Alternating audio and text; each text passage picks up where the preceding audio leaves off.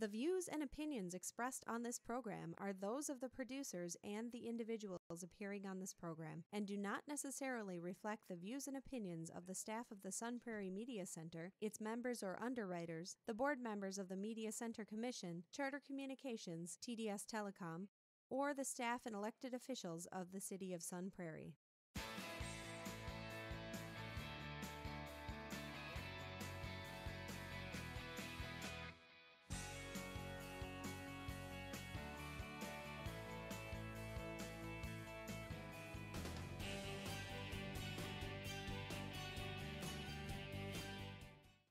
Hello, and welcome to Real Reviews. My name is Jameson Rabbit, and the man seated next to me once filled a bathtub with peanut butter, just for the heck of it.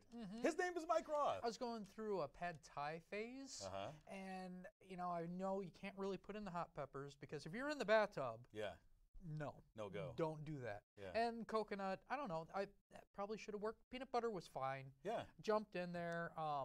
It was chunky. Huh. But either way, was it it chunky worked out before you jumped in or after? I don't know. Hey. I don't remember that part. That's all I got to say about that. I just got an image of you sitting in a bathtub full of peanut butter, I want to stay there for a while. I love pad thai. Yeah? Yeah. I like how you're quick with that. I go to Bon Thai quite frequently. Banzai it. Daniel-san. And I found out the coconut, peanut butter, and pepper sauce kind of gets you the flavor. All right. It's not going to win awards, but it gets you halfway Gets there. you where you need to be. All right, this week we have a couple of big and interesting movies to talk about, and we have a streaming spotlight and a throwback movie, all the fun things you come to expect. And I am going to get us started right now with our streaming spotlight off of Hulu. We have a film called Woman at War from director Benedict Erlingson. Stars Heldora, oh brother, Heldora Girasoditor. This is an Icelandic movie. There's a lot of odd names in here. Yes. Heldora stars as a lady named Halla. She also plays her own twin sister, Asa. But Halla has become obsessed and kind of singularly focused on being an environmental activist. She's a sweet, really, regular lady who also has an alter ego as an eco-terrorist of some sorts. And her life revolves around it. She aims her focus on the local aluminum industry.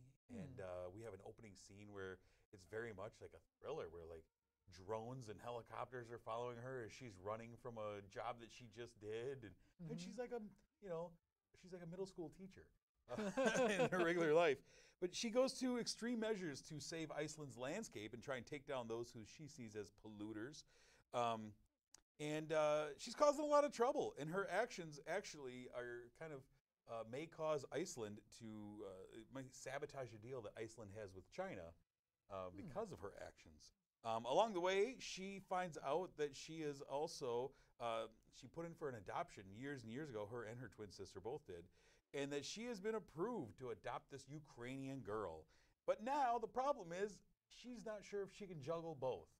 Can she do what she needs to do? Can she be a terrorist? Yeah. Can she Right. watch children? And so, can she juggle both of these boy, things? that looks like damage. Yeah. That's just the opening scene, really. The movie it's a fun mix. Like it's a thriller, but it's also funny. The director Benedict Erlingson does this thing where he kind of breaks the fourth wall in this way where he has this band that kind of follows her everywhere. I don't think that she knows. I think they're just there for us. It's like she's walking through a scene, they're just there playing. And I don't think she sees them in the scene type of thing. It's kind of fun. It's kind of interesting. Set up the scene? Like, are they narrating, or are they just kind of? Okay. Like sometimes it's just the music as she's making her way. But it's just odd and kind of funny. I like that. It's kind of interesting use of them. And the other interesting thing is that she is treated kind of very evenly in this film. Like, she's not just the hero.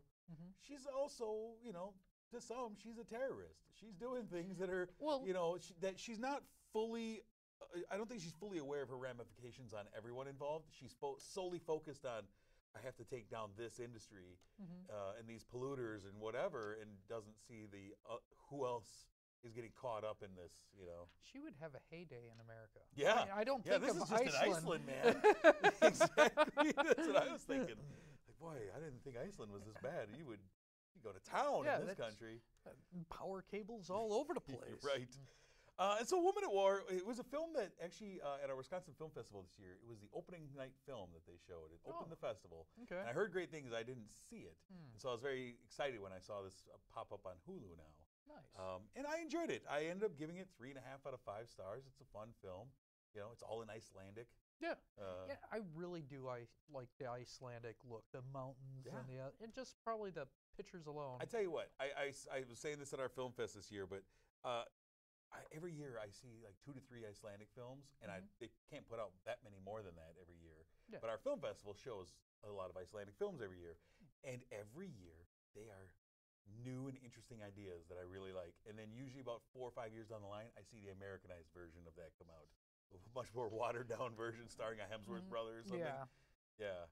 But they're fun. A good film industry on a little continent there. So, yeah. Woman at War, 3.5 stars. We don't hear much from New Zealand too much anymore, do we? Well, not since Taika Waititi left. I think he took half the film industry with him. Yeah. Anyways, that's what I have. Let's move on to what we have on the marquee, sir. All right, we got the big one, which is the first of the new Marvel movies that are coming out. We're starting it off with Spider-Man. This is Spider-Man Far From Home. We have Tom Holland. He plays Night Monkey, or Spider-Man, one of those. And he is on a European trip with his classmates. His big plan is to finally tell MJ how he feels.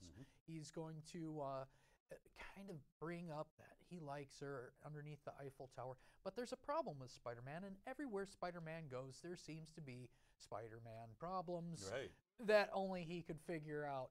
On top of that, he also has Nick Fury, who's aggressively searching for him. He is not having Spider-Man going on vacation. Yeah, I mean, Nick Fury lost a lot of superheroes with his last bout with Endgame. And he needs some top players, and Spider-Man's on his list. And Peter Parker just wants to be a kid. Yeah. He lost a lot of friends. He just got them back. He pretty much lost most of his friends through the blip. He has one friend, 2 friends, MJ, and we have Ned Leeds back, played by Jacob Batalon. MJ is played by Zendaya. Yeah. Has she been in many other things? She's a huge Disney TV personality. That would make sense. Yeah. But either way, I loved her character. I actually like all the characters in this. This was a really fun movie. Anyway, back to the story. We have Jake Gyllenhaal. He plays Mysterio. He is an alien from a different dimension. These elements keep coming to worlds and destroying it, at least according to Mysterio. And he is battling it. He wants Spider-Man to help him out. Nick Fury definitely wants Spider-Man to help him out. It kind of ruins Peter Parker's vacation because he's always being Spider-Man. A lot of little twists and turns, but mostly this is a fun movie. Yeah. I love the characters. Jake Gyllenhaal really doesn't do wrong. Yeah, he's great. They really get some awesome actors for must be nice being. It really makes you kind of have your pick. Well, and one of the things with this movie is that I like, because after the events of Endgame, spoiler if you haven't seen Endgame, but Tony Stark's shadow looms heavily across this movie. Yeah. I mean, he's everywhere. Iron Man is everywhere, and Happy, and just everyone kind of picking up the pieces. And that's part of why Peter Parker just wants to go on vacation. He lost his mentor, and he just wants to get away from it all for a while and be a regular person.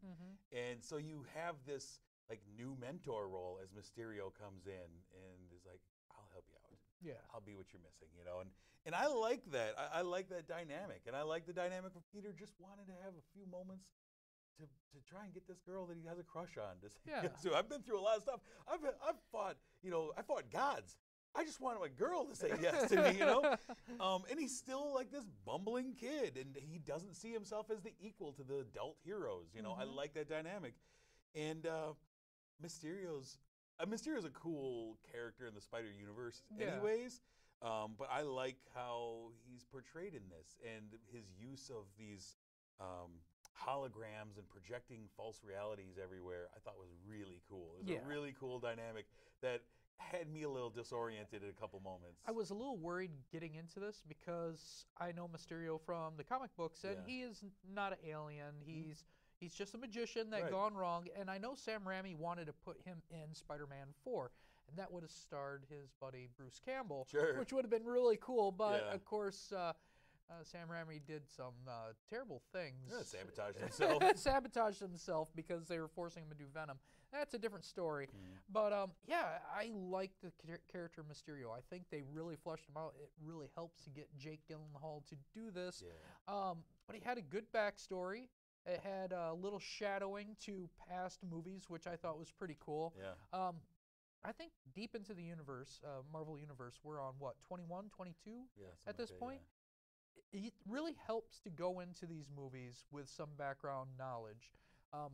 This stands alone on itself, but you should be aware of Tony Stark. You should be aware of the other movies. Well, and this is a big pivot point, kind of wrapping up the Avenger story that we've built for all these movies, and kind of putting us on our new trajectory in the Marvel Universe with this. And I think that, without giving anything away, I think the stinger scenes in this were the best we've gotten in a long time.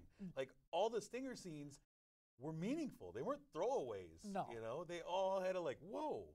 Yeah. That's cool. Stay for post-credits, stay for the end of the credits. Like with all Marvel movies, you should do this. Right. But this isn't just some people sitting around eating shawarma. No. This is big moment. And some awesome cameo. Post-credit really sets up, I think, how the Marvel world is going to be. How it's and built. If you miss this, it's going to be a disappointment for you. The very end final scene sets up something, but it didn't feel really dramatic. No. You definitely should stick around. Yeah.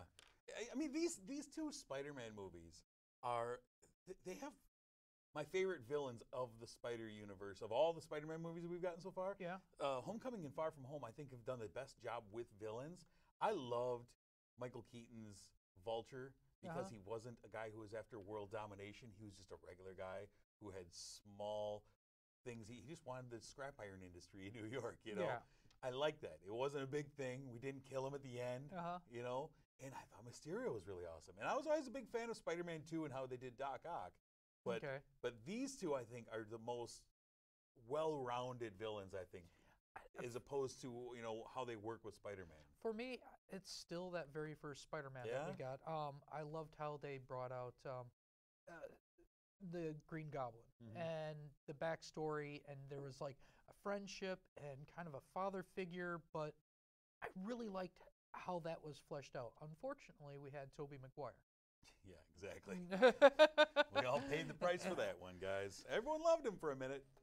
Yeah. Ultimately, what did you give Spider-Man Far From Home? I gave it a 3.5. I thought it was a lot of fun. I didn't think it was groundbreaking, but I liked it a lot. Yeah, I'm definitely going to watch it again. It is a lot of fun. I really enjoyed it. I want to go see it again as well.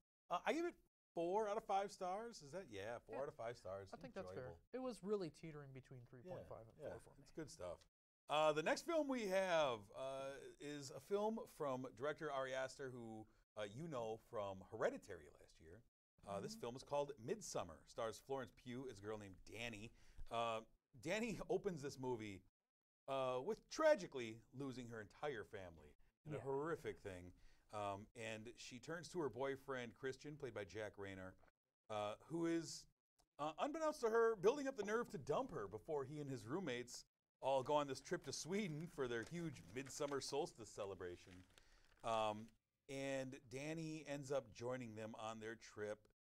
And once in Sweden, we are introduced to this beautiful landscape in a community that is very communal and welcoming, and it just looks idealistic. Like, wow, look at this place. It felt very peaceful and good. It looked beautiful. Really and they're there because one of the roommates, Pella, it's his village, where he's from, and he's taking him back. I want to show you everything. It looks beautiful. And it's in this setting that things start to turn. And there's a lot I have to say about this movie, but Danny, I think, I've noticed from watching this, I watched this a couple of times now, Danny spends more time and effort apologizing for her feelings to Christian and everyone else, to someone who doesn't reciprocate feelings at all. Yeah. She just apologizes for being her constantly through this movie. Like, oh, I'm sorry I made you feel that way. Yeah. I'm sorry, I shouldn't have said that, And it's just like, oh, it's just horrible to watch. I feel someone who just feels they have to apologize for being them. I feel like this very much is like a breakup movie. Yeah. It is the ending of a relationship. She feels it, and Oh yeah, she realizes that she cares way more than he does. He's disconnected. and so she becomes apologetic, and this happens a lot in relationships. Yeah. She wants to save something that is pretty much unsavable because you have one partner that's just not into it anymore, and it's a sad story. I wish they concentrated on that a little bit more. I like the little things that come out, like throughout the movies, little moments where she's like, I can see you leaving me like this. I can see you just leaving me. Yeah. Like, what? Well, nothing. And of course, I like he's these. being the guy that's like, no, I'm not going to break up with you Yeah. because in his Until head, I have something for sure better. than I'ma breaking hang on up to with you you. after all your family just dies. Yeah. And she's nice, and it's really hard to break up with someone that's really nice. Right. And through the movie, things start to take this strange turn. And one of the things I realized was, you start to realize you're in this wide open space. It's beautiful. It's wide open. Mhm. There's nowhere to hide when things start to go bad. I like that in horror movies. Yeah. It's I kind of bring it up to like Jaws. Best part of Jaws is this is all in the daylight. Yeah. Everything is, you can see everything Yeah. except for what's under the water. It's the same thing with this movie. You could see everything, but what's underneath, really? Yeah. I mean, you have this really pristine, happy cult that seems like they're out in the open, Right. but And then they're- things start to happen. Yeah. And it enhances the eeriness of it. It really when does. it's not hiding in shadows and you're not sure what you're seeing. Mhm. And it feels like it's the complete opposite of Hereditary in that way, Mhm. where Hereditary is very dark. Yes. And things are happening at night and this and that. And it kind of is, I think it's the yin and yang to that, where Hereditary, the whole thrust of that movie was they were trying to find a king. Yeah. This movie, they're trying to find a queen. They're trying to find the May Queen for them. And it's really eerie when everyone in this village is in lockstep and about these traditions and that kind of explain away your fears in a way that's like, yeah, but that's not normal. And your secondary characters in this were actually, I thought, the better actors Yeah. because they never came across to me as evil. They're just doing stuff This according. is what we do. This is what We've we done do. this forever. And really, the horrific part only happens 90 years. And there's Yeah. also another horrific part. You hit a certain age, and that is when you go to the next step. I love this Which is idea. a horrific scene, but still, I mean, death happens. But they Right. don't look at death as something really bad, even though what they're doing to people is extremely Sure. horrific, gory. It really is a gory Well, film. and it's interesting if you pay attention to this movie, the entire story is laid out in front of your eyes. It's on the tapestries. It's literally painted on the walls. Yeah. Is every beat of this story. Yeah. If you look for it and put the pieces together. Yeah. Which is kind of an interesting narrative technique. And so much effort is put into the little details in this movie. The more you look around, and it's weird. Like, it's just, there's a lot of it and you also have, a chunk of the movie is spent with people, drugged Yeah. or on mushrooms or whatever they're taking. And so you start to, I can't trust what I'm seeing. Yeah. They can't trust what they're seeing. And I think that's interesting. When it gets to the end, and of course everybody is drugged again, everybody who's left is drugged again, it felt very isolating. It's like Yeah. everybody knew what was going on except for these two people who were pretty much in panic mode, but they had no idea what to do with it because everybody had an excuse to be leaving, and they're disoriented, and they're not in their element, and they don't know what to do. What they did to the boyfriend, his name was Christian, played by Jack Rayner. Yep. What they did to him, you could see the anguish. He wasn't really a bad guy per se.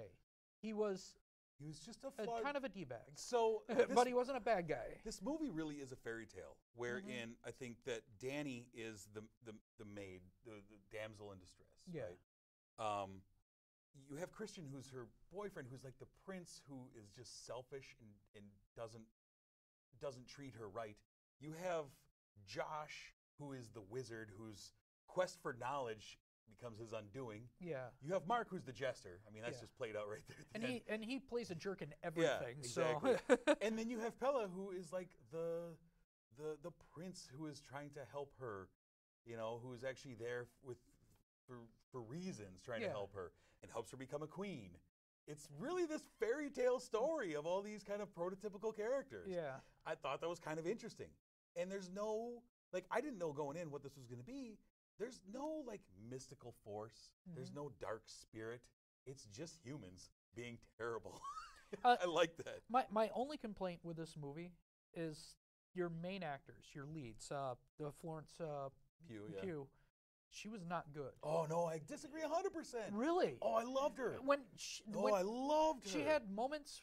She had this one pouty thing, and it worked very well for one scene when they were like, it's a ritual, you got to eat the herring full, and she had this pouty face, and that part was funny. But she used that pouty face for a lot of times where she should have had more sadness and less. I think she was completely numb. She's lost her entire family. She's completely isolated. The only person who says he cares about her obviously doesn't care about her anymore. And I think she's completely numb to it all and doesn't know. She can't trust anything or anyone. I thought she was tremendous, actually. One of the notes I wrote was, I've loved her in everything I've seen her in now. I've seen her in 3 movies, and I think she's been great in all of them. That's the only thing I would really disagree with, because she actually brought it down a little bit for me. Interesting. I know that she lost everything. I liked her character and what the character was supposed to be for me, but because of her acting, I could not feel it the way I wanted to. She felt very real to me. This is a movie that has a lot of gore, but it's a really slow build. There's punctuations of holy cow. Yeah. And then it's a long, slow build, and this constant uncertainty starts to be because of these moments that come out of nowhere. Yeah. You're never quite sure when it's coming next. I hear Ari Aster, when he brings out the Blu-ray, which hopefully won't be for a long time because this keeps on playing as one of the better horror movies that we've seen. He says that there's an extra 30 minutes of footage, which should be pretty exciting. I'm excited for it. I mean, this is Ari Aster, and we've talked about some other filmmakers, but this is why we need to embrace filmmakers like this that have new ideas or new takes on old ideas. And I like this stuff, and I think we need to support films that challenge you. Like this film, Mother, a couple years ago, Hereditary, these films that I can totally understand people that say, I don't like that. That's not for me. That's fine. But I don't think you can honestly say that it doesn't offer anything.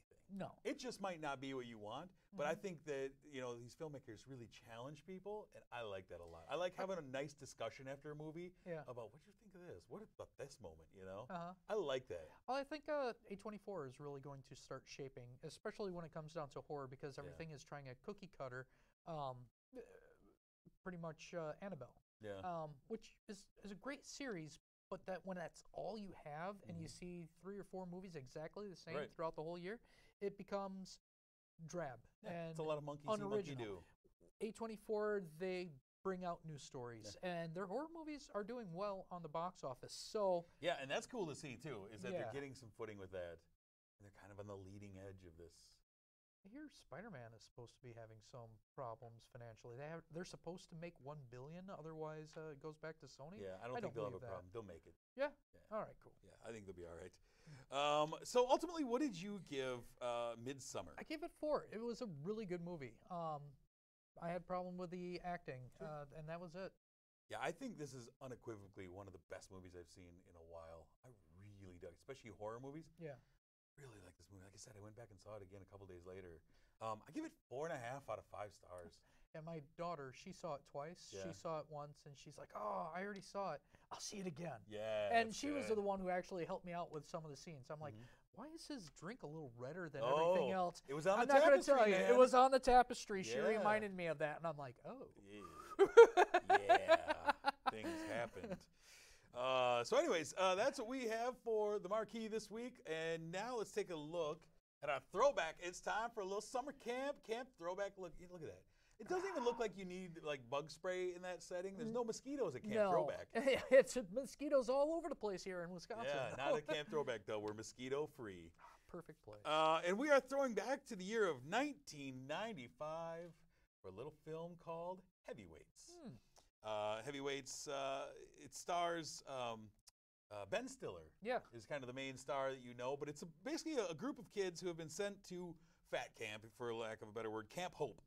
And they team up and bond, and this new camp director is a psychopath named Tony Perks, played by Ben Stiller, and he's on a mission. His mission is to get these kids in shape, among other things. He goes off the rails. That was pretty much Ben Stiller's shtick, though. I mean, wasn't he it? revisited this a few years later with Dodgeball. Yeah. It was very much the same character. Yeah, he goes off the rails in here. You also have a young Kenan Thompson in here. A couple other kids that you'd see in the Mighty Ducks series are in here. Goldberg from the Mighty Ducks is in this.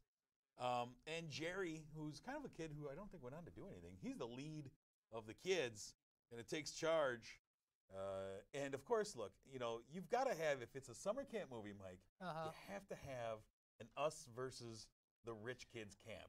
You got to have the Apache Relay versus Camp MVP. It's a standard in camp movies. See, when I make my summer camp movie, it's going to be all about all the rich kids that get. You're going from the other side? I'm going to go from the other side, and all the poor kids. Those darn underdogs came and beat us. They're like, wow, that sucks. Now what are we going to do? We have all the technology and money, and how are these kids beating us?